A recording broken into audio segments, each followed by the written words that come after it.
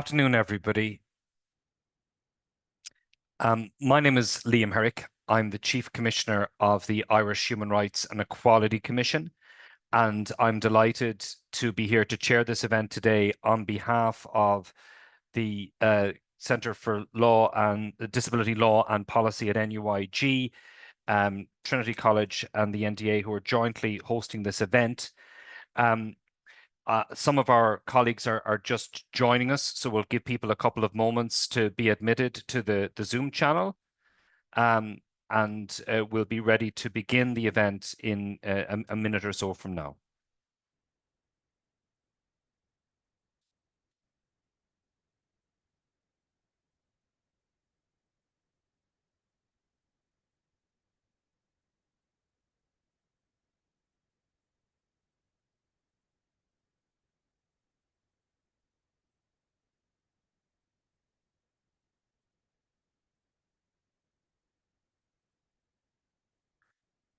Yeah, I think we're possibly ready to begin. Joanna, are we ready to start at this stage? Yes, we are. Great. Okay, well, thank you all for joining us today to this webinar launch of what is a very exciting piece of research. I just want to begin by introducing myself. As I said, my name is Liam Herrick. I am the Chief Commissioner of the Irish Human Rights and Equality Commission. I'm in that post just since November last. And this question about disability rights and access to democratic participation and participation in public life more generally is an issue of great interest to the Irish Human Rights and Equality Commission over many years. As you may be aware, the Irish Human Rights and Equality Commission is Ireland's national human rights institution and Ireland's national equality body. We are also the designated independent monitoring mechanism under the UN Convention on the Rights of People with Disability. And I suppose it's important, given the theme of today's discussion, that as a matter of housekeeping at the outset, we just make some reference to principles of equality, as you should be able to see on your Zoom image as things stand. We have interpretation and captioning available in Irish Sign Language today. I also want to inform our participants, as a matter of housekeeping, that this seminar will be recorded for the purposes of being circulated subsequently. So if anybody has any concerns about their image being available, you might take that into account and turn off your camera. With regard, as I said, to the Irish Human Rights and Equality Commission, the area of disability is central to our work. We are advised in all of our work in the area of disability rights and equality by our own Disability Advisory Committee, which is composed primarily of people with lived experience of disability. And specifically with regard to this topic of participation in public life, the Irish Human Rights and Equality Commission has been raising concerns about the participation in public life in Ireland by people with disabilities through our engagement with UN, Council of Europe, and EU bodies over many years. The Disability Advisory Committee prepared a paper on this theme just last year, and we are engaging with the UN Committee on the Rights of People with Disability on this issue as one of the priority issues we hope to bring to their attention for their next examination of Ireland's record. I think most immediately for the topic of today's discussion, last year, both in advance of the local and European elections in the middle of the year and the general election at the end of the year, we wrote to the Minister for Housing and copied also to relevant regulatory bodies our concerns about the access to the electoral process of people with disability. And we have submitted a published paper on the public sector duty on all bodies with responsibilities for electoral matters to protect the right to vote of people with disabilities.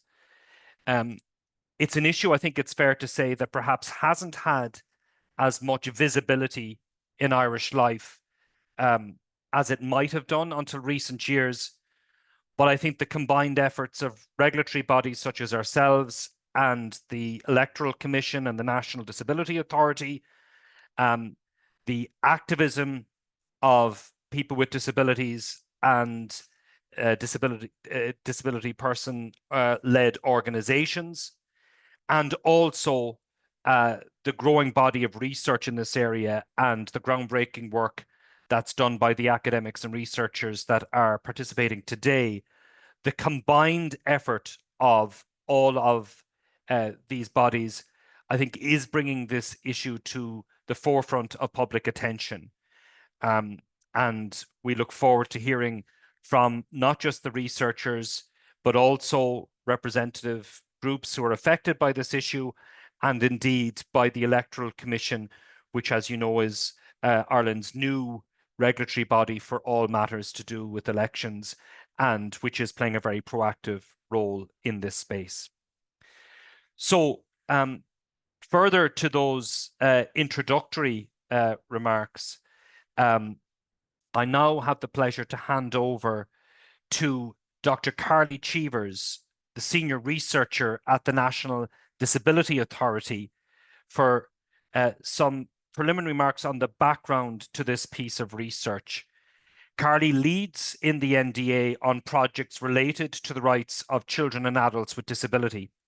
Since 2024, she has managed the NDA's research promotion scheme, which supports innovative studies that help advance our understanding of the lives of people with disabilities in Ireland. Carly. Thank you very much, Liam, and thank you to the research team for inviting us here today to introduce the research. As Liam said, I'm just going to give a little bit of information on how and why we funded this research. So for those of you who don't know, in the National Disability Authority, we are an independent statutory body, and we provide evidence-based advice and research to government on disability policy and practice matters, and also advice on promoting universal design. So the research that we're going to hear about today was funded by us in our 2023 research promotion scheme. We run this scheme every 2 years, subject to funding. Each of these schemes have a different theme, and that enables us to support quality research on disability in Ireland across a variety of issues. The research under discussion today was commissioned under the theme of disability and marginalised groups and communities. And at the time, this topic was chosen by the NDA and was also informed by the views of DPOs. So when we put the call out for this theme, we were looking for research proposals exploring the impact of intersectional identities on various aspects of life for disabled people. And today's research was one of 2 proposals that we commissioned in the end. We chose this particular piece of research to fund based on the strength and ambitiousness of their proposal, the timeliness of it, given 2024 was such a significant year for elections, and also due to the vast experience of the researchers in the application. We were also particularly pleased that this project was funded through our RPS, as our 2023 conference was based on the UNCRPD Article 29, participation in political and public life. Ultimately, we are delighted to have been able to fund this unique and much needed piece of research. It fills a gap in research in the Irish context, but also internationally. And we hope it'll be the catalyst for further research on the impact of intersecting identities on the political representation of those within the disabled community. But we also hope it serves as a catalyst for change in Irish politics to become more inclusive, more accessible, and representative of the Irish population. So thank you very much for having us, and I can't wait to hear the presentation.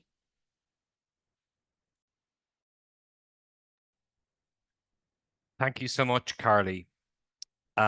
So we now propose to move over to hearing from the researchers directly themselves. This research report was led by 3 prominent academics who I think are well known to most of our audience today. And I'm now going to hand over to them in sequence, starting with Dr. Eleanor Flynn of NUI Galway. Eleanor, as most of you will know, is an established chair of the School of Law and director of the Centre for Disability Law and Policy at the University of Galway. Eleanor's research focuses on disability and social justice, with a particular emphasis on legal capacity, reproductive freedom, and access to justice. She's passionate about developing the next generation of disability rights scholars and working collaboratively with the global disability movements. Eleanor.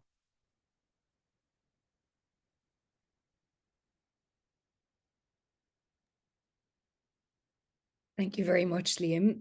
So it's my pleasure to introduce our presentation today, which I'll be giving alongside my colleagues, Dr. Aoife Price and Dr. Vivian Rath.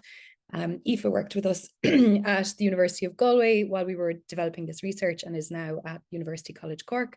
And Dr. Vivian Rath is at Trinity College Dublin. So if I can move my slides. Right, that's us, that's the research team. I'm going to start by giving you some of the research context, and then I'll hand over to Aoife to talk about the research findings, and then Vivian is going to come in with the recommendations that we make in this research.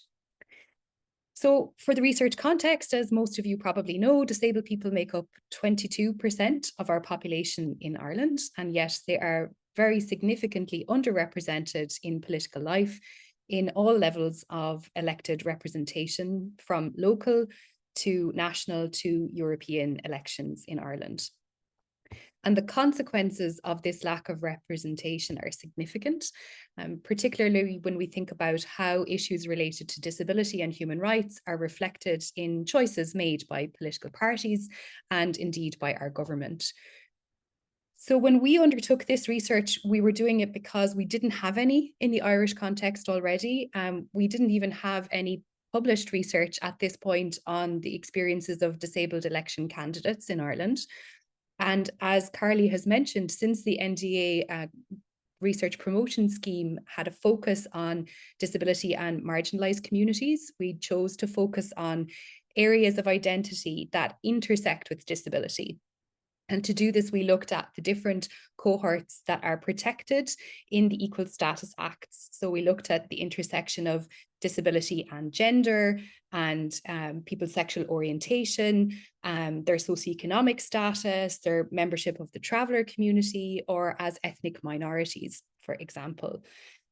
So this was our goal, was to find people who not only identified as disabled and were running for local or European election, but also who had another identity that intersected with their disability. And to do so, we were hoping that our research would show how Article 29 of the Convention, which Liam has already mentioned, which relates to participation in public and political life, can be achieved using an intersectional lens. So the first thing we did in the research was to examine the international literature. So we looked far and wide to see what we could find out about the experiences of disabled people with other intersecting identities who had stood for election in different countries, and what researchers had said about those experiences. And it was very difficult to find any research on disability and intersecting identities in the experience of candidates for political election. The most often source that we found was experiences of disabled women running for election. But it was quite difficult to find any examples of research that had been done on other axes of identity that intersected with disability. So we're very proud of the research that we have done here, because we do think that more research is very much needed, not just on the experiences of disabled people, but looking across different identities to understand that experience. So what we did in the data after we had looked at the relatively limited international research on this subject was to seek out disabled people who had other intersecting identities who had run for local or European election. And the reason we focused this project on local and European elections was because we had to complete it within a defined period of time in 2024, and we didn't know when or if the general election would be held, or Shannon elections. So for that reason, we chose to focus on local and European. We found 7 disabled candidates who had an identity that intersected with disability, who were willing to take part in this research. And we also spoke to 8 representative organizations that represented groups across the disability community, but also LGBT plus people who were migrants, people who are members of the traveling community, and so on. So we wanted to understand both the personal experience and the organizational perspectives on how we could increase diversity among the people who put themselves forward for election in Ireland. So this is a snapshot of our participants, starting with the political candidates who agreed to speak to us. So you can see here that 5 of the 7, the identity that intersected with disability was that they were a woman. And the other 2 were men who were members of the LGBTQ plus community. So those were their identities that intersected with disability. And we got quite a range of experiences as well. So you can see there that we had at least 2 candidates from 2 political parties who both were in the same political party. Party A and Party B. We had 1 candidate from Party C, 1 from Party D, and 1 independent. So again, a range of different experiences of political affiliation and independent affiliation there. In terms of the organizations we spoke to, we started off speaking to organizations that represented women. Spoke to 2 different organizations there, 1 representing migrants, 1 representing LGBTQ plus people, an organization that worked with traveller women specifically, 2 political education and training organizations, both of which had a focus on supporting women to run for elected office, and then 2 different disabled people's organizations, 1 with a general focus and 1 with a specific focus on women. So at this point, I'm going to hand over to my colleague, Dr. Aoife Price, to take us through the findings of this research. Thanks so much, Eleanor. So yeah, I'm going to go through the findings of the research now. And I suppose the first thing that's very interesting is, the catalyst for entering politics was not always related to disability or other intersection identities. Those who were interviewed tend to be involved in political life from a young age. And many of the candidates were involved in social movements, but not necessarily the disability movement. And not all these movements were related to their intersectional identity either. For example, there was people involved in the climate justice movement. But I suppose another interesting point is about the limited pathways into political life for disabled people. And this came up by several of the organisations and the disabled people as well.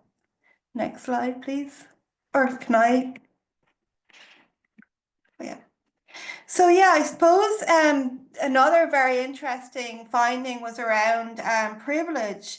And some candidates felt that they were in positions of privilege when compared to other disabled people. And in fact, some of them really felt that this placed an onus on them to be active and to get involved, including this quote from Anya, who says, one of the reasons why I decided to run and to make disability a part of the debate is because I acknowledge that I do have that background. I have the ability and the education and the funding behind me to be able to do something. So I felt there was an onus on me to be a voice for people with disabilities. So this raises a really interesting question, concerning the topic, particularly in that although these people had intersectional identities, they also would were privileged in a way, and that is I suppose interesting, especially when they felt that privilege and felt the responsibility to represent because of this. Next slide, thanks. Yeah, so then I'll just briefly bring you through some of the other findings. So basically we had a finding around inaccessibility, and this really centered around the built environment, but also about information and communication. Next slide, please. So I suppose canvassing was an issue for many of the people we interviewed, and like the ability, I suppose, to get door to door was a real issue for people as well.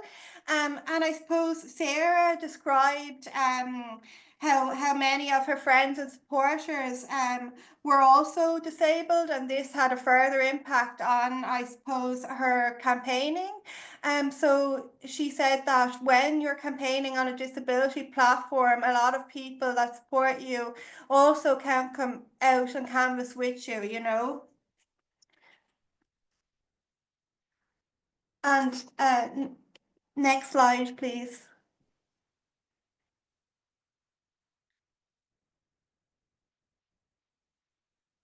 And I suppose there was also just referring back to the inaccessibility, the speaking and having a voice was heard was critical as well. And I suppose Anya, one of our participants, really spoke about this and the importance of voice and female voice within the campaign and within debates as well. And I suppose making an interesting point that debates can be, I suppose, very intimidating for disabled people, for everyone, for disabled and non-disabled people, but particularly for disabled people, and that, you know, these kind of debates aren't necessarily activities that you have to engage with on a day-to-day basis as a political representative. But yeah, moving on to, I suppose, the attitudinal findings. These really were raised around negative attitudes, but also significantly the fear of violence. Yeah, next slide. And I suppose one of our participants was really worried about being viewed with sympathy or being siloed as a single issue candidate because of her intersection identities as a disabled woman. And she spoke to one incident at a hustings event hosted actually by a disability service where she attended, which was attended by disabled people and other candidates. And another candidate remarked at her, Asher, well, sure, these are your people anyway. And she was understandably, these are your votes anyway, sorry. And she was understandably offended by the assumption that all disabled people would vote for her on the basis of her identity alone, rather than having carefully considered the various candidates' political platforms and positions. Next slide, please.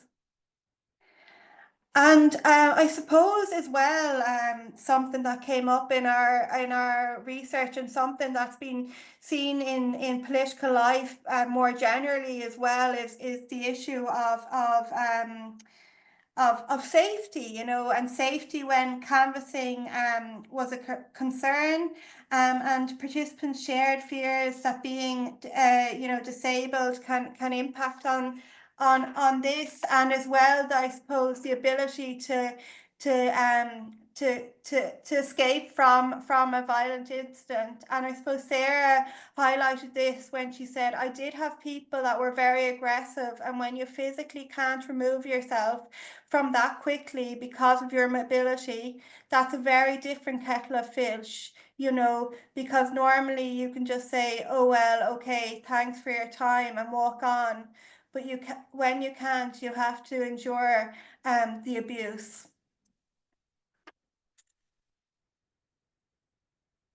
Next slide, please. And I suppose, although I suppose violence is not solely an ableist issue, it's something we're seeing increasingly in political life in general.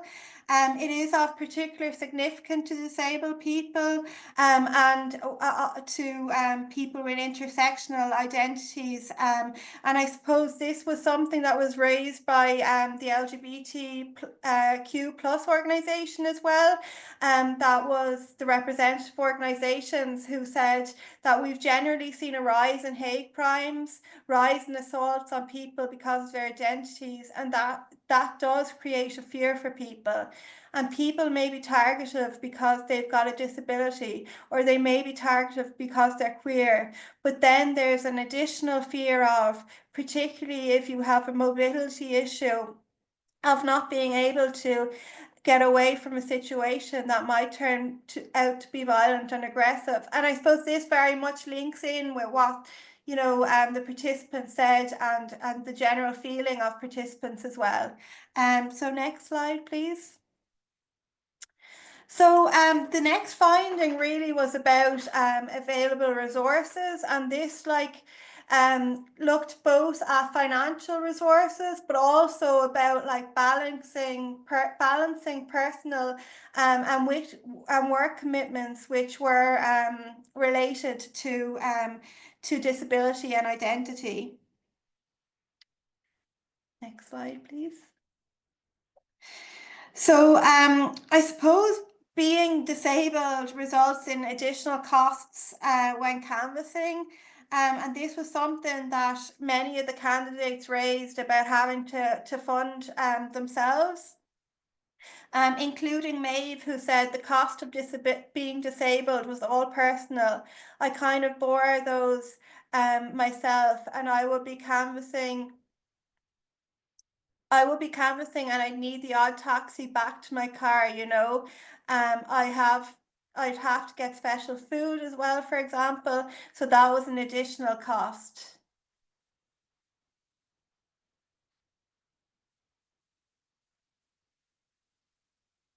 I suppose as well, really, disabled candidates were particularly concerned about balancing full-time commitments and work, and the importance of work being related to benefits as well was raised. And I suppose Anya here said I had to work full time and really had to protect my job because I have all my benefits through it. I had to protect my job in a way that other people don't have to. And Anya, also being a single mother, raised the issue of having to save her leave allocation for the school holidays for when her children were on holidays. And I suppose this is an example of a further disadvantage really related to disability and gender because of the cost of disability and also the cost of single parenthood. Next slide, please.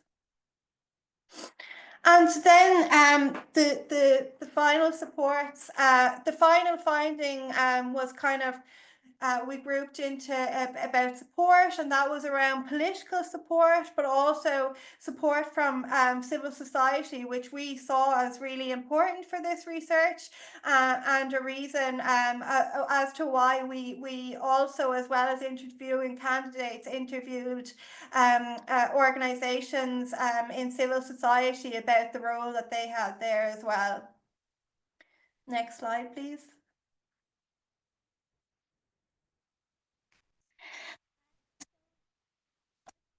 Many participants spoke about the lack of support for disabled candidates, and in many cases it was a non-existing support really. But this isn't the case for all, and I suppose Quiva highlighted how in her party there was a support for gender, but no specific support for disability.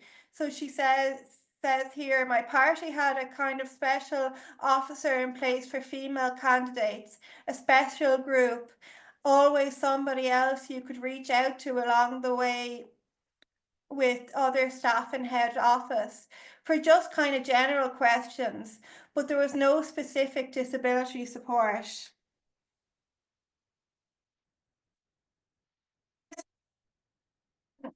Quiva also really raised the importance of, if political parties and if as a nation we're we want to improve representation, this is something that we support, is something that we have to commit to in through political parties and political support.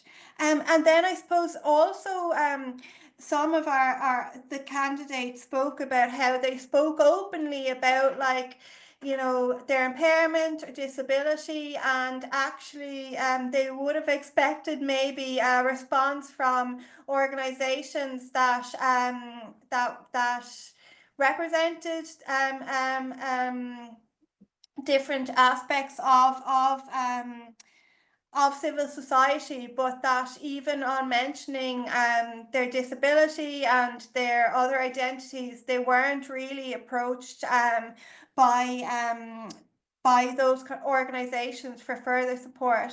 So as Patrick said, I mentioned pretty publicly that I had a medical condition to do with that, and I mentioned really openly that I was bisexual.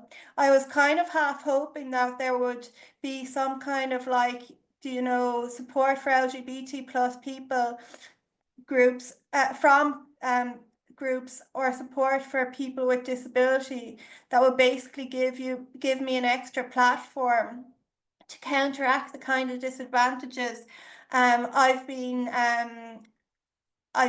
at by not being able to do as much public speaking and stuff like that. And I suppose as well, Sarah also spoke to this, and she spoke openly about her disability, particularly at a hosting event which was held by a disability service. But nobody reached out to her following this from that service or otherwise from the disability sector or movement. However, in doing so, she did make an important point that organisations are sometimes restricted from supporting candidates given their funding agreements and how they must be apolitical as well.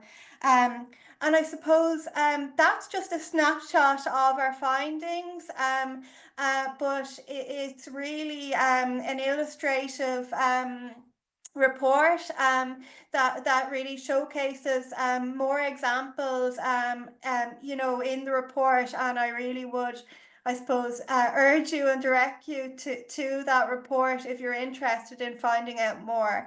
And now I'll hand over to Vivian, who's going to bring us through some of the recommendations. Thank you very much, Aoife. That was a very comprehensive overview of the findings. And like Aoife said, that really the depth of the experience from the candidates is really worth taking the time to read and understand and appreciate the challenges and the combination of how different factors, intersectional identities combined to provide very significant barriers to candidates being elected. And I think some of that is reflected in the fact that there were only 2 out of the 7 were elected, and one of those was an incumbent. And as we know, incumbents have greater opportunity. And so I suppose, I better not talk too much on that, but I just, like Aoife, I would encourage you to take some time to read it. So we, in terms of the recommendations, as you can see, the depth and the complexity of the situation made it quite challenging for us to narrow it all down and come up with recommendations that would actually be the benefit for the different types of candidates, whilst we were also cognizant of the fact that what's good for all is not necessarily good for perhaps a disabled candidate with this intersecting identity. So the way we did it was we broke it down into looking at it from a state perspective, what the recommendations were, from the political party perspective, and then of course civil society, because we feel strongly that it's at that civil society level where people begin their political career, and we could see that from the candidates when we spoke to them. And I remember one particularly candidate spoke about the fact that it was their village that made them, and it was being involved from school age right through, that made them the candidate and the political representative that they went on to become. So taking that into consideration, then, as I said, we divided it into those 3 levels. So I'm going to just start with state, and I'm not going to go on too long because we have a very busy schedule. But so the different headings under that were, number 1 was to collect self-reported data. And of course, the importance of that is it enables us to make better decisions. But also it's very important to remember that we have a state obligation under the UN CRPD to collect that data. And to collect that intersectional data, it is necessary to track Ireland's progress in developing a more diverse cohort of elected representatives. In terms of specific supports, well, by including and providing additional funding, that we will be able to enable candidates with intersecting identities to cover some of those extra costs and stand for election. One aspect which came up quite a lot actually was the area around alternative communications. And really there is a very kind of standardized ongoing system in Ireland whereby there are just, you have a particular debate, televised, perhaps maybe a radio debate, but we saw where candidates found it impossible to participate in some of those aspects. So again, like postering, for instance. And so we recommend that we would have communal postering via billboards and joint debates that host all election candidates, as done in some European countries. And that will be a step change in terms of this current status quo in addressing the accessibility issues. Overall, and at the kind of higher level, supporting civil society. So funding to LGBTQ plus organizations to support election candidates must ensure that is inclusive of disabled LGBTQ plus candidates and recognizes the additional supports these potential candidates might need. And that should be across the board. So whether it's a disabled traveller candidate or a disabled woman candidate, that there should be a set rules there to ensure that those candidates and those civil society organizations, particularly that receive that funding implement it to support those types of candidates. So in terms of the funding further research, well, one of the things that I think is worth noting about our research is that I'm a disabled person, and I'm sure Aoife doesn't mind me saying she is also a disabled person. And we would believe that it is important that disabled people themselves undertake research too. And so although there is a wider need for research in this area, I think it's very important that we support disabled researchers to bring that through. And to support that. Okay, so the next slide then, please, Eleanor. Okay, so political parties. Well, of course, this is where it all begins and ends to many stages. And I think that we need to dismantle, or we think that we need to dismantle the structural barriers within political parties. That they should develop inclusion guidelines at the branch level. Some of them already have them. But for example, steps like that the venues chosen for party meetings and modes of communication with party members are fully accessible and inclusive. And we saw situations in the research where candidates couldn't access the party meeting, and some candidates chose, because of that, to run independent. And so what we can see there as well is that they are losing out on extremely talented people because they are not taking the time to be considerate and implement those inclusive practices. Parties should also build intersectionality into existing support structures. For example, within the role of development officers, if parties are unsure how to do this, and this is a very important point, many parties, many other organizations were very interested in doing it, but were afraid to do it or didn't have the knowledge to do it. So the simple answer to that, if parties are unsure how to do this or do not have the current structure set up, they should consult with civil society organizations, including with disabled people's organizations and other representative organizations, such as those supporting migrants, racial and ethnic minorities. Parties generally should seriously consider the need for greater diversity when proposing candidates for co-option, including disability and other identities.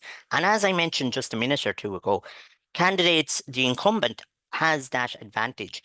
So it would support the diversification of political representatives by considering when co-opting candidates to consider one perhaps with an intersectional identity. So in terms of the civil society, I'm as I mentioned, a big fan of this. I very feel strongly about our PPNs, our public participation networks. Minister Rabbit, a couple of years ago, launched the Participation Fund, which is now allocated by, I think it's Rethink Ireland. And so that is very important. And I think that really it's at that ground level where people grow and develop. And because of the barriers that exist in our communities, our outdated attitudes, perceptions, and a lack of knowledge, that young people are not getting that opportunity to participate the way they might want to. So we'll start with the education and training organisations. Well, so civil society organisations should be funded and supported to establish and run regular training and mentoring sessions for disabled people, including those with intersecting identities who want to explore the idea of running for elected office. Disabled people's organisations. Well, and as we mentioned, of the 7 candidates interviewed for the research, only 1 cited involvement in disabled people's movements as the primary route to their politicisation. This is an important difference when comparing Ireland to other countries, as mentioned earlier by Eleanor and Aoife. So we feel that disabled people's organisations should more seriously consider supporting their members to contest elections. And in so doing, they must have regard to the need to promote diversity beyond disability. And I think, that has begun to happen in Ireland, but we feel there is much more scope for it. And at an international level, we have seen where this seems to be happening. Although I must note that in terms of, we can't generalize too much in relation to it, but it is something that I think is worth considering. And they may be the place to, I suppose, to nurture those young candidates, or potential young candidates or representatives. The wider civil society.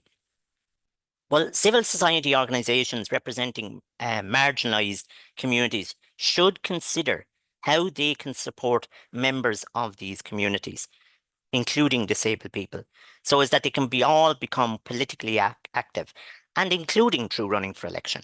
We were focused here today very much on running for election, but of course there are many other ways of representing your community.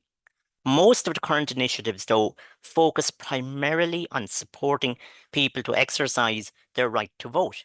And of course, yes, that's very important. But we need to really start thinking, and I think the most important thing is that we aim for more, that we aim for greater. Let's look beyond that. Let's start saying that disabled people should be at the positions of power should be at the decision making, and so this is a part of that. While this is important, potential election candidates can develop critical leadership skills through working in civil society, and this can be a strength then when they run for political office. So in terms of, therefore, these civil society groups should develop a strategy for candidate development, ensure that this is disability inclusive, intersectional, and done in a culturally sensitive way.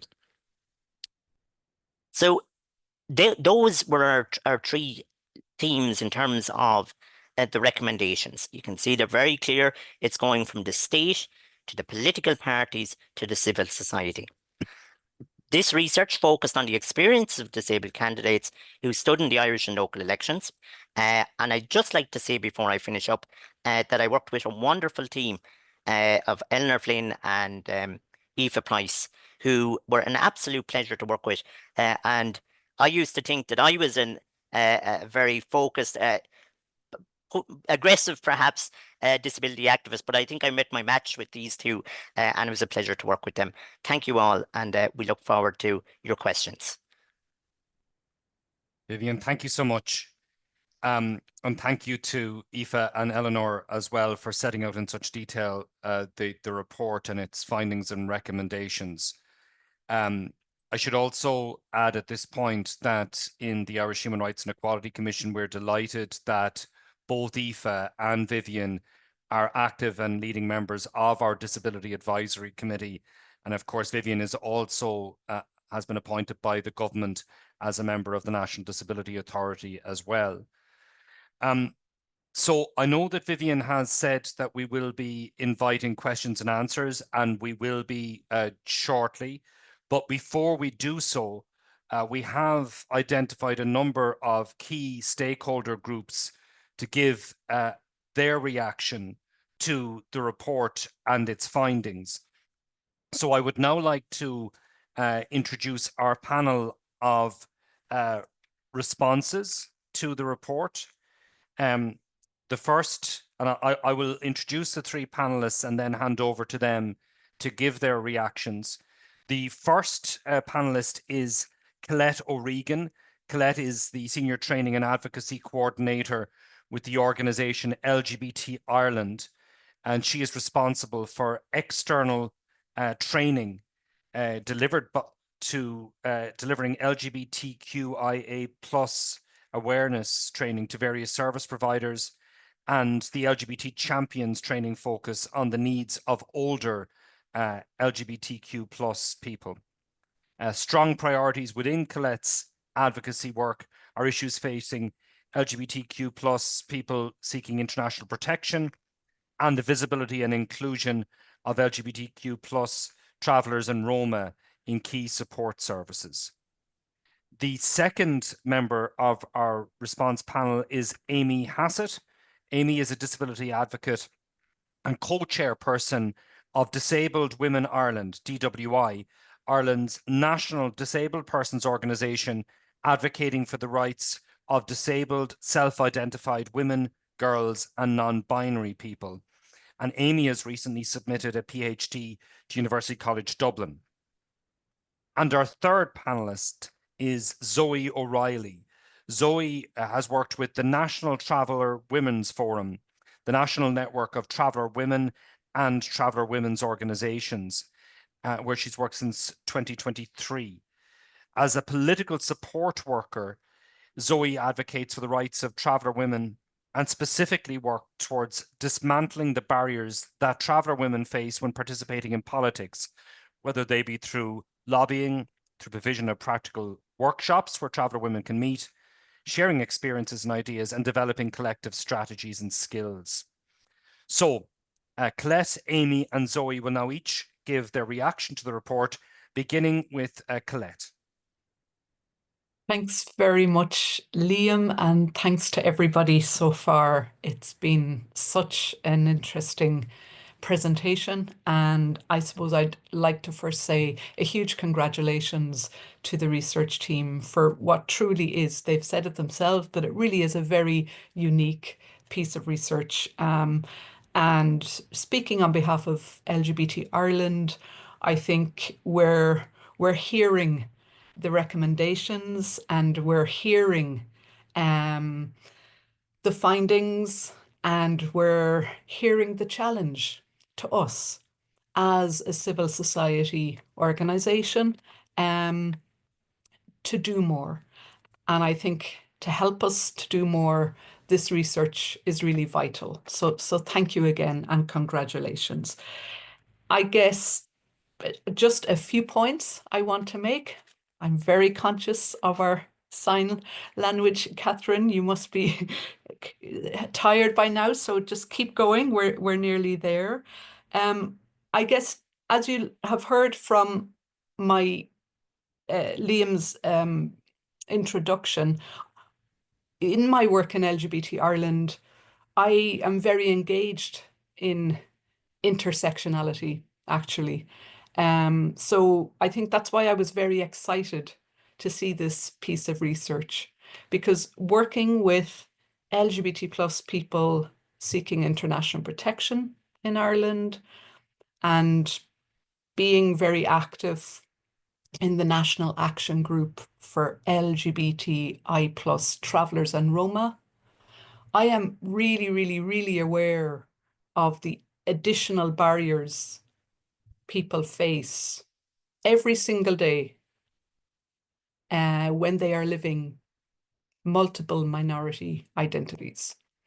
So the title and the focus of this research was hugely ambitious, I felt, because the work I do and the frontline support services we run in LGBT Ireland, supporting LGBT plus people in all their diversity, we're really still engaging a lot with people who are struggling to get through the day, struggling to get through the week, struggling to keep going.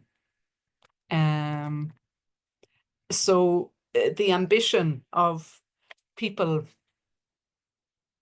standing for election is quite an ambition for many of the people we are supporting.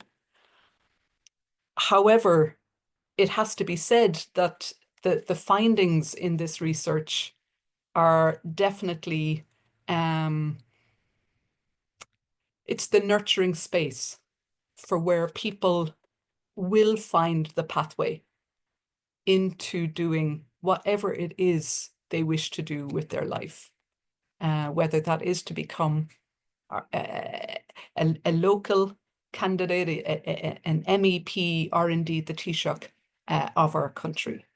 So I guess I want to just say that the additional supports that were mentioned throughout in terms of individuals who want to run for election or civil society organizations who want to do more for the minorities within our marginalized communities.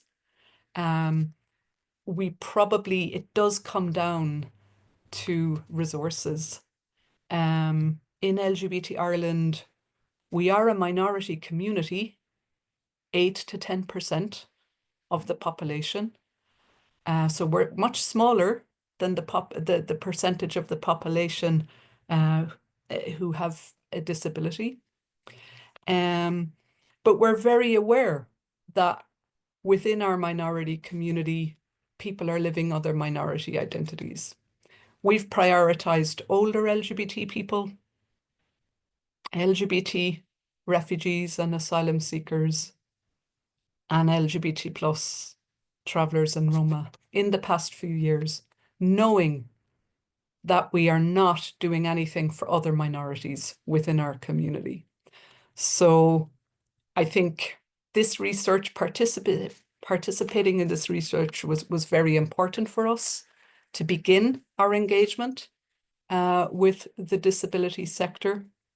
Personally, I'm always so delighted to go and do training and pride talks, etc., with disability organizations and disability services. That first happened for me in 2019. I must say I was a little bit nervous. I felt Am I going to be able to communicate? Will I be understood? Will I be met by, you know, parents who will be complaining afterwards about why are you talking to our teenagers about these topics, etc.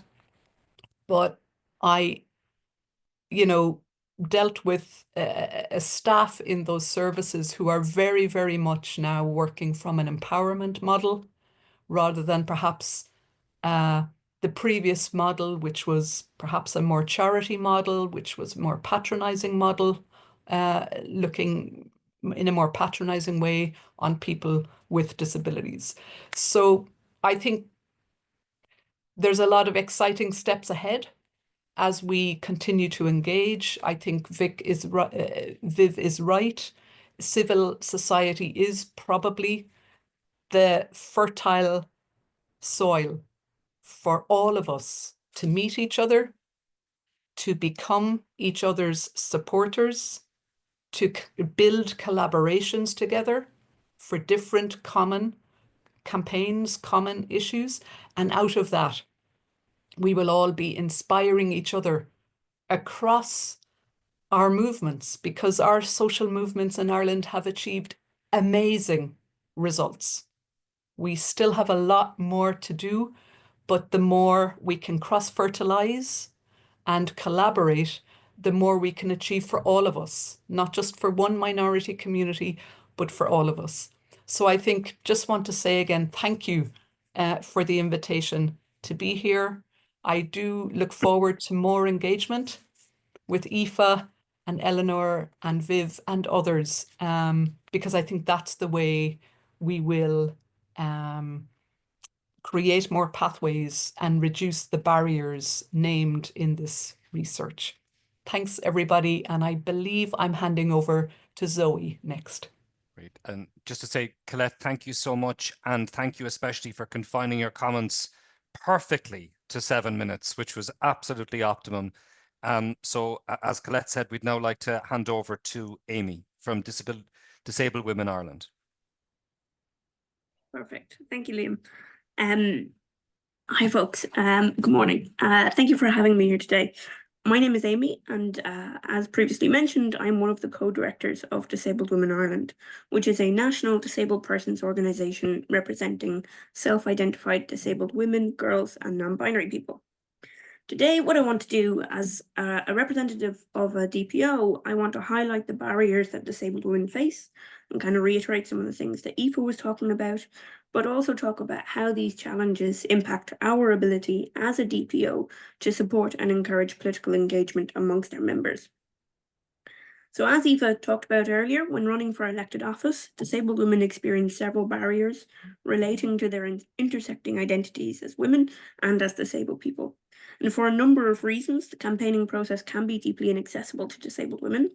In Ireland, standing for election is expensive. Candidates must pay deposits as part of their nomination and cover campaign costs, with expenses for national and EU elections only being reimbursed afterwards. This creates significant barriers for disabled women because we are more likely to live in poverty. Disabled people overall as a population experience higher rates of financial insecurity, and disabled women are even more likely to be economically disadvantaged when compared to disabled men.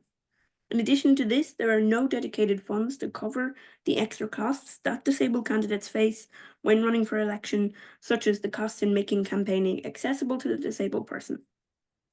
And indeed, the inaccessibility of the campaigning process, which Aoife talked about, is a significant challenge to disabled women, but it's also one that's experienced by disabled men in other communities. Door-to-door canvassing, for example, is a very central part of political campaigns in Ireland, yet many disabled candidates, myself included, if I were to run, would struggle with this due to mobility issues, energy limitations, or lack of accessible transport. Coupled to this, campaigning in person at events like hustings or public events often occur in inaccessible locations, and campaigning online can also be inaccessible because information is not always provided in accessible formats, and there at times exists a digital divide between disabled people and non-disabled people.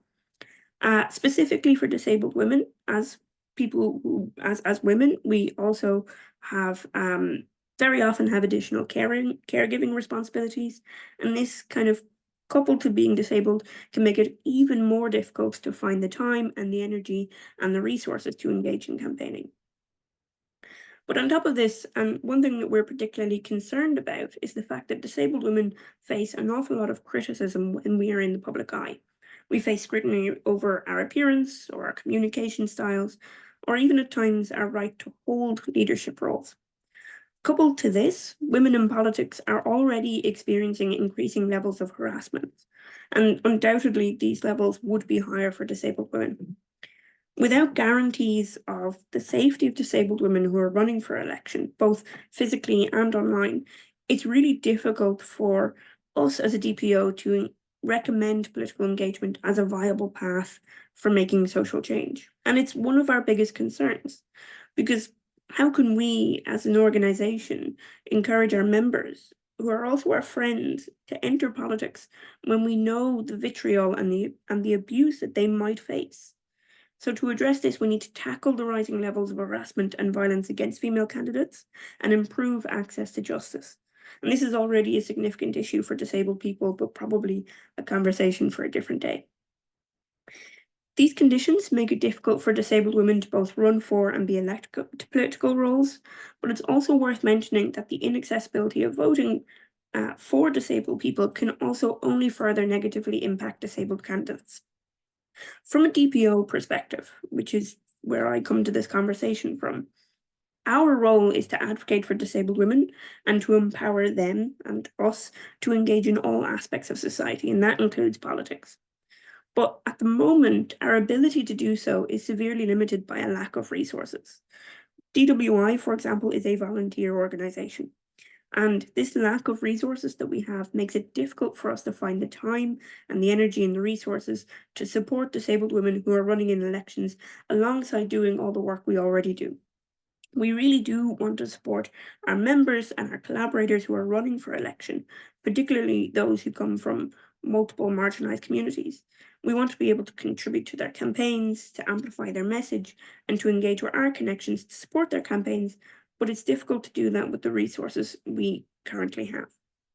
And also, as a DPO, DWI provides guidance and training to our members on policy making and legislative processes, training that is critical to many members of our community, including those who are interested in politics. In providing this training, we are building the capacity of our members and preparing them for involvement in politics. However, our resource limitations also make it difficult for us to deliver the amount and frequency of training that we want to and that is needed. With greater resources, we could provide this training and we could help prepare more disabled women for political roles. By supporting DPOs, we strengthen the entire disabled community's ability to engage in public life and in politics. And ultimately, providing resources to both disabled candidates and investing in DPOs like Disabled Women Ireland is essential. With a proper support, we can break down the barriers that have excluded disabled women from political life, and political spaces need to reflect the diversity of the people they serve. And we need to make change, we need to implement these recommendations to make that a reality. Thank you. Thank you, Amy. And I'd now like to hand over to our final respondent, Zoe O'Reilly from the National Traveller Women's Forum. Thanks so much for that, Liam. And it was such a pleasure to be interviewed as part of this research. And I'm so happy to see it be launched today and to hear from the researchers and the other participants and myself to participate in this conversation. So my role in the NTWF is to look at the barriers that traveller women face when they're participating in politics in Ireland, and to do what we can then to overcome those barriers through advocacy and through the provision of workshops and events and spaces where traveller women can come together and discuss these issues. So I was asked for my response to the research from that perspective, and what really struck me from the interview that I had with Dr. Aoife Price, and also from reading the final report, is just a number of parallels between the experiences of traveller women that I work with and those of the candidates and the organisations that participated in this research. The recommendations of the report could also equally apply to the traveller community, so that was certainly very interesting indeed. Just in terms of the barriers to participation that the report report raises, so many of them are issues that come up for traveller women also. In terms of the attitudinal barriers, the fear of political violence and abuse is a really big one. I know of plenty of traveller women who are really strong leaders in their community, who'd be really capable representatives, but they're afraid to run for office because they don't want to expose their families to all the vitriol that they know is going to come their way if they put themselves out there. And there's no protection from this abuse either.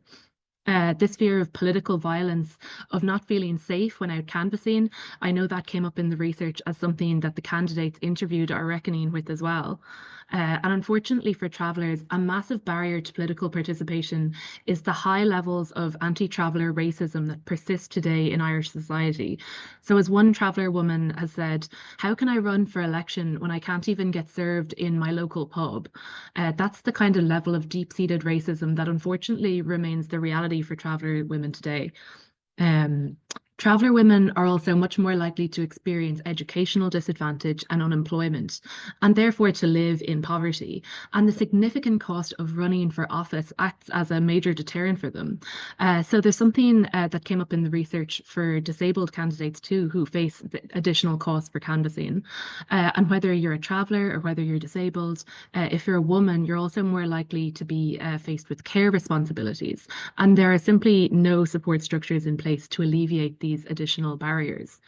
Of course, it can be cheaper to run with a party than to run as an independent, because parties have all this well-oiled machinery in place, have all this experience and economies of scale that you can take advantage of.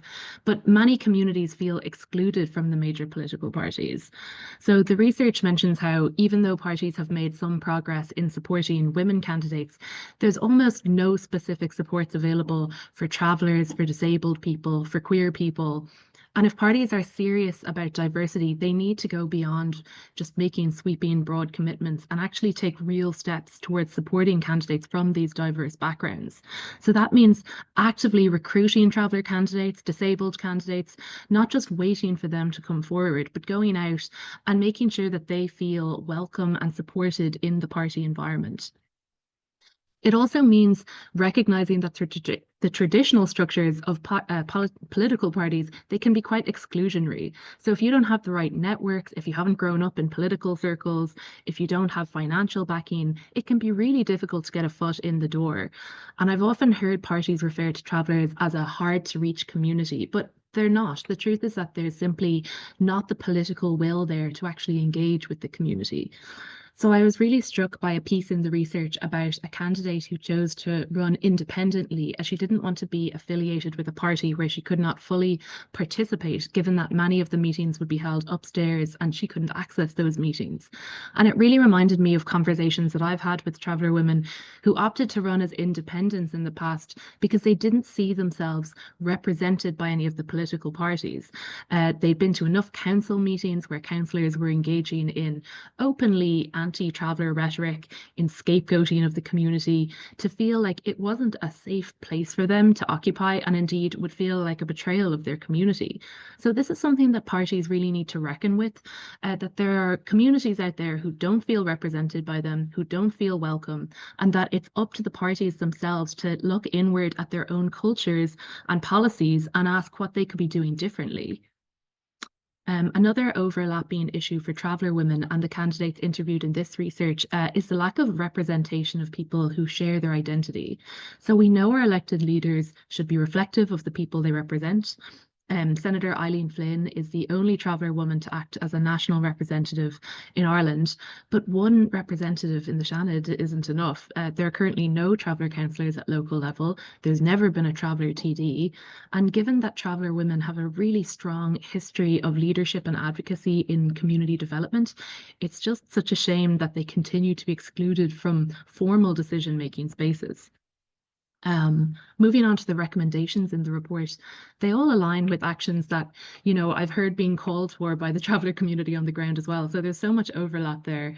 On the data collection point, the state doesn't collect data on the diversity of public representatives or candidates in terms of gender, ethnicity, disability, or other identities.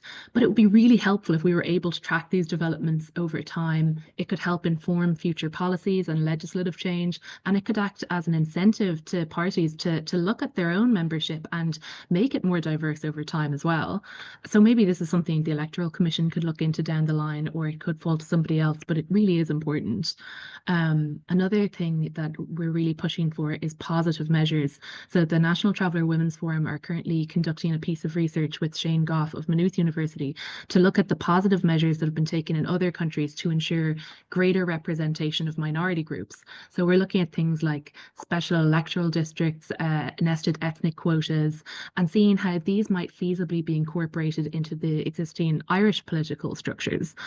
So we're looking at this from a traveller perspective, but the findings might equally apply to any other minority group, including the disabled community. And I'd certainly be happy to share that with anyone who would find it useful down the line when it's published, which should be by the end of March. And then civil society organisations. I think there's been a lot of discussion about their sort of importance in this space.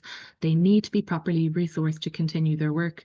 We're doing what we can with limited funding, but if we're serious about changing the political landscape, we need investment in leadership training and advocacy programs that are appropriate and accessible and tailored to the communities that they're targeting. So the adage of nothing about me without me could apply to any minoritized group. Our elected bodies have to reflect the diversity of society. That means making space for traveller women, for disabled candidates, for LGBTQ plus candidates, for any of those who've been historically excluded from the political sphere, and allowing them to make decisions that affect their own lives. So I really hope that this research begins a really long overdue conversation about intersectionality and political participation in Ireland. And certainly it's made me think hard about what we can do in the NTWF to support traveller women who more inclusively to those with disabilities. And we're only at the beginning of that journey now. So thanks so much to the research team, to Eleanor, Aoife and Viv, and thanks again for such a strong piece of work, and thanks for the invitation to speak today. Thank you so much, Zoe. Thanks to our three excellent panelists for three excellent, concise contributions to reflect on the findings from the report. So before we turn to our questions and answers, as you may have noticed, we have one Irish Sign Language interpreter with us today, Catherine, who's done a wonderful job. We now propose to have a very short comfort break, particularly for Catherine's benefit, but I think for everybody at this stage, for just 2 minutes, just a very short break. We'll then revert, and we have 6 or 7 minutes perhaps for questions and answers, and then we'll come to Art O'Leary for the final contribution. So please stay with us. We're just going to take a very brief pause for 2 minutes for a comfort break, and then we'll return to questions and answers.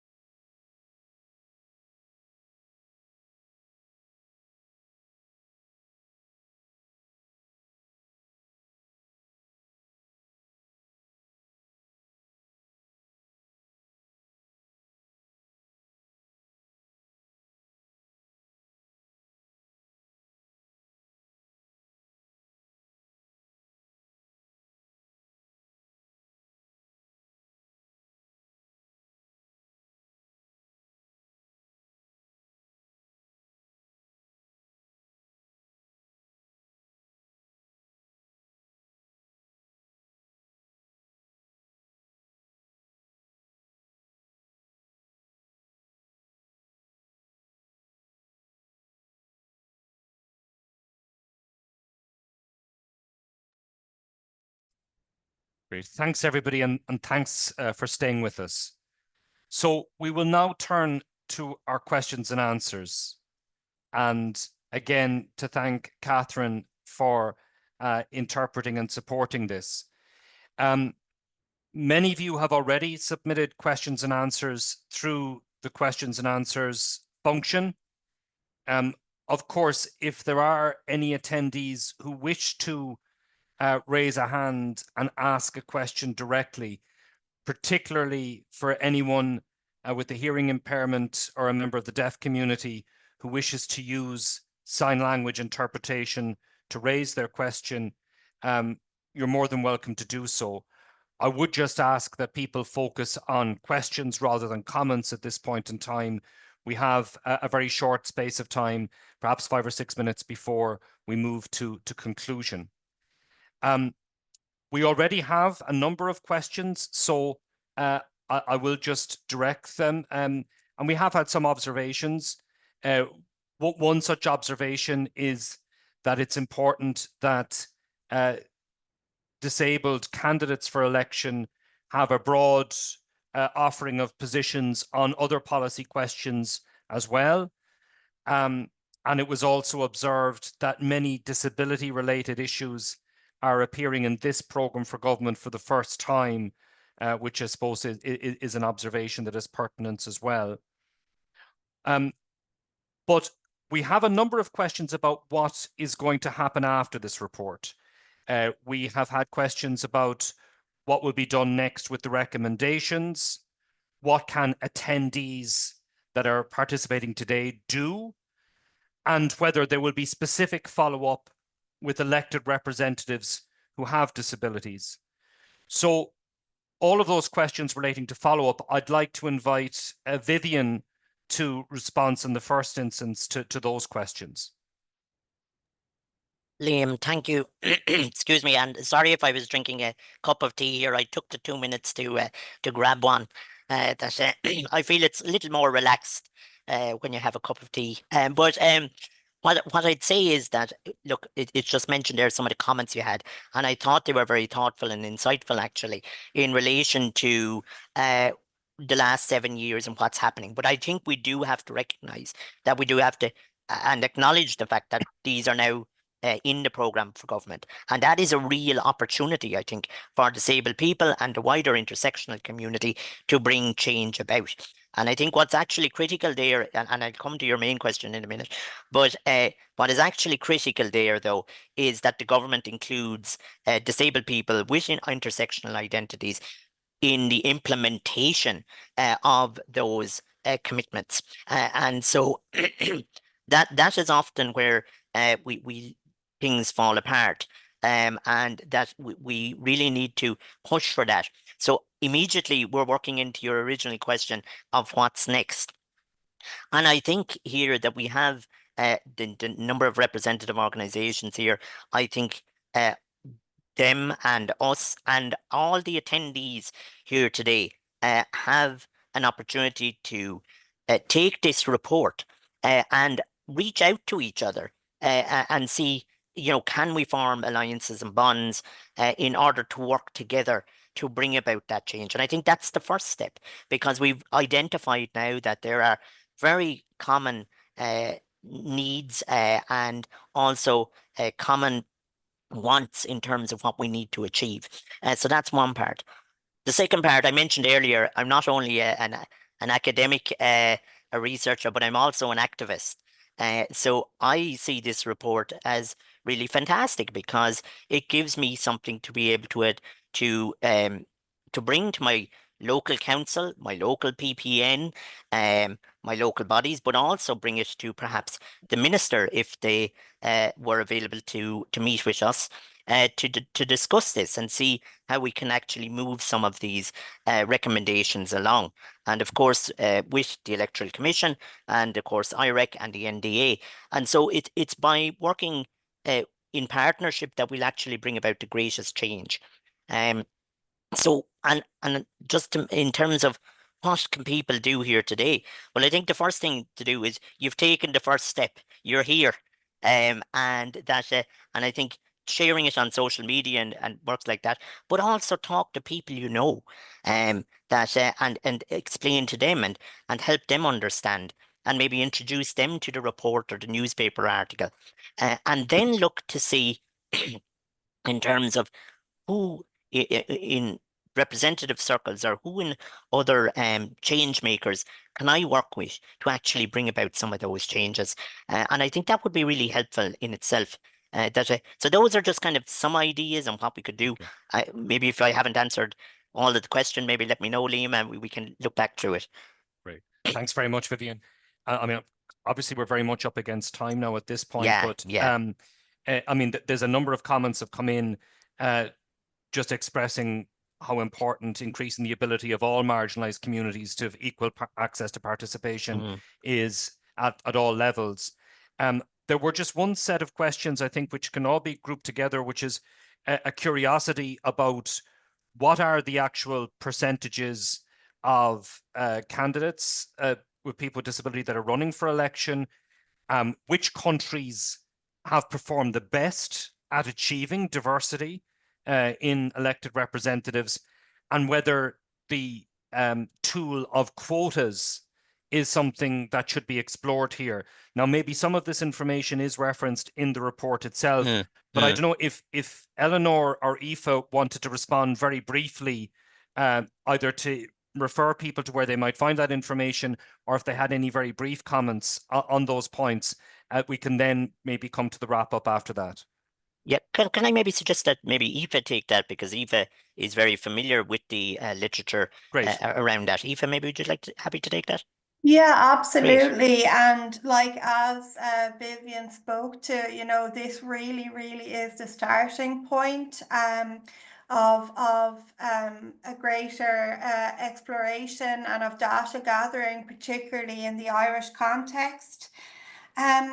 But I also think, I suppose, you know, there are circles where this should be brought. For example, the Disability Matters Committee, you know, they've done really great work in the previous government, and we really hope that they continue working into this term. They have an important role to play, and I suppose as well, it also shows that there's champions within the political sphere for looking at disability, not only participation in political life, but that being an aspect of it. So I think that, as you know, was already said, that this really is starting of a conversation, and there are, I suppose, other forums where we need to bring this research to and engage. I think it's really important to engage with the political parties as well on this research to ensure like that the changes are implemented or the recommendations are implemented, and that we can really drive change, you know, and gain greater representation within political life, especially for disabled people, intersectional identities. Aoife, thanks so much. Just a note there, Liam, in terms of, and I think that's a really good point that Aoife made about the Disability Matters Committee in terms of actually achievable things. I mean, that was very effective in airing the experiences of disabled people last term of the government, and we do need to see that or some version of that returning to ensure that that voice is out there, but also that what we'd like to see is that, you know, Ireland is a small country. There's a huge opportunity there to begin to test out and to look at alternative supports for disabled candidates, like something like they had in the UK, which was an access to elected office fund, and which actually turned out to be very effective. So there are some of these, what we're suggesting can be done, and I think that we'd love to see that. And I think that is the benefit, the actual practical the practical tools that can be made. So I think that's probably a very suitable moment to bring in Art O'Leary and the Electoral Commission, who are charged with, among their many functions, practical steps around elections and the administration of elections. Art, I'd invite you to make some concluding comments from the Commission's perspective. You have maybe 5 minutes at this stage, if that's okay. So apologies, but obviously the intensity of the discussion has eaten somewhat into your space at the end. Oh, listen, thank you so much, Liam, and it's such a privilege to be here to listen to the active voices, because this is something we need to do an awful lot more. I mean, but before I begin, and I will only take 5 minutes because I know you've all got busy lives, but I can't possibly do this report justice. You should go and read, with a cup of tea this afternoon, go and read all 70 pages. Won't take long, but that lived experience comes shining through, and it is hard evidence too. So congratulations and well done to everyone who was involved in this. You know, Vivian, I've been an admirer of yours. You know this for many, many years now as both an advocate and an academic. And I think I can add Aoife and Eleanor to that list as well. The Electoral Commission is 2 years old. It was 2 years old last week, and democratic participation is one of the main reasons we exist. Our parliament and our local government should look like us as a society. We should be voting for people who look like us, you know, and we should be inclusive and we should be representative. So it is a huge commitment on the part of anybody who decides to run, but some groups and some people face larger barriers than most, and we need to recognize that and try and do something about it. I was delighted that Zoe mentioned hard to reach groups, you know, and hard to reach people. We don't allow those words in our building. They are verboten, you know, because to my mind, there are no such thing as hard to reach groups or hard to reach people. There are only hard to reach services. As a state, we've been looking at this issue from the wrong end of the telescope for 50 years now, you know, so travelers, people with a disability, young people, parts of the LGBTQ community, they're not hard to reach. They get up every day and go and live their lives. It's just we have chosen as a state not to interact with them as often as we should or as much as we should. And some of the spaces now are virtual spaces. It is our job to be in spaces and to solve challenges and to take these barriers away whenever we can. One thing I would say is that there are no simple answers to any of these questions. You know, I've understood as I've worked my way through some of the electoral difficulties we have in this country, that the solutions, they tend to be multi-layered and they tend to be very different and very distinct. And this is no different, you know, because there isn't a single thing that you can do for groups that will make this problem go away. It needs a whole of government, whole of society, whole of civil society effort to go and deal with some of these challenges. I was particularly struck by the overlaps of these challenges with many candidates. You know, I've spent more time than can be good for any man in count centres this year, in the last year. And I've spoken to hundreds of candidates, and many of the challenges highlighted today were challenges that they all faced, except in this case, they're much, much more acute. So what we're looking for is a level playing pitch. Incumbency is a huge issue in Irish politics, and 80% of incumbents run for elections and 80% of those incumbents win. So new candidates, particularly people who are putting their head above the parapet for the first time, face huge challenges, and we need to do what we can in order to be able to help that too. So a couple of things, you know, in particular, because I don't have time to go through them all, absolutely acknowledge the difficulties that people with a disability have in relation to communications, to canvassing. The academic evidence on this is clear. Irish people are more likely to vote for people that they know or people that they meet. You know, so this is why there's such an intense interest in canvassing. And if you take that away, then it removes a vital mechanism for communications, we need to find alternatives. Postering was suggested as being a thing. It's one of the big areas that we're going to do some research on this year. I mean, there was a suggestion made to us that for environmental reasons, we should stop using posters. But again, the solution to this is much more complicated.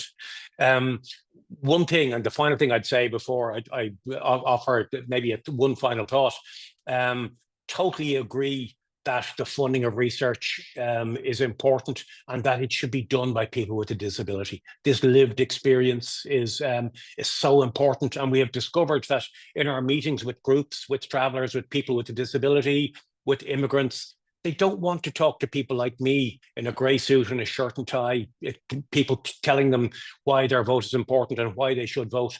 They want to speak to one of their own, and I think that's important. We'll be looking to collaborate with groups and with people to try and make that a reality, because the data here is what's important.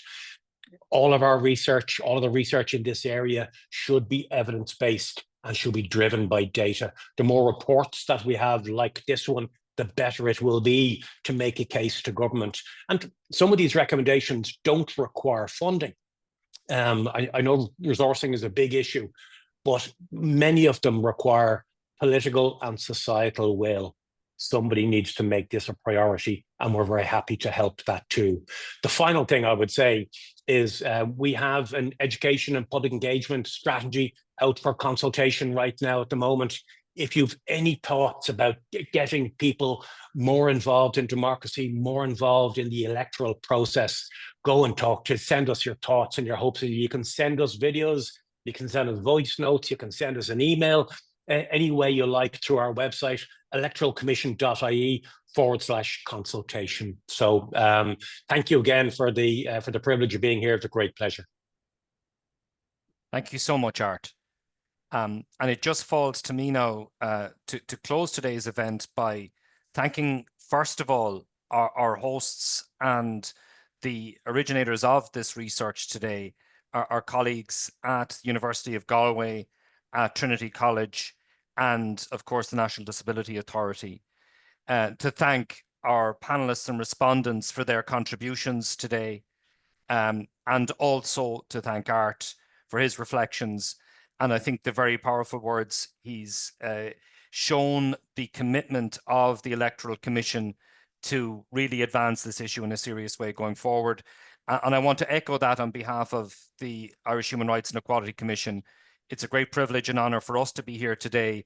And like the Electoral Commission, we're more than willing to acknowledge the path and the road that we need to go, and acknowledge the shortcomings in public life more generally in Ireland.